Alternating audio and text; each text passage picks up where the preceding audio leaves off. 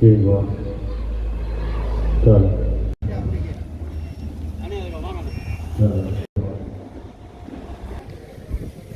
Go, test one.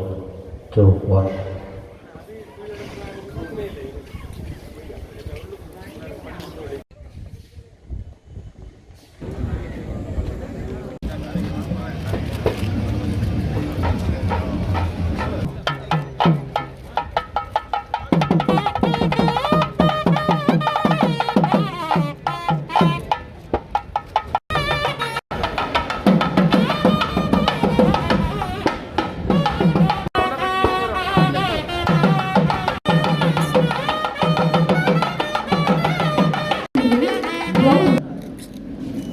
Next, Honorable Ramaliam Sandrasekhar.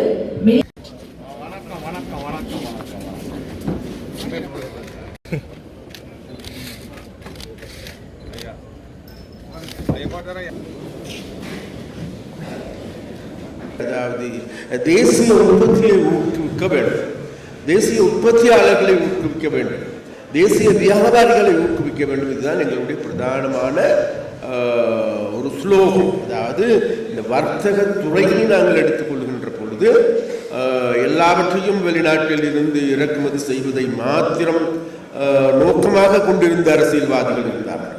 அதற்காக முழு நாட்டையும் வெளிநாட்டு வர்த்தகத்துக்கு திறந்து விடப்பட்டிருக்கிறது.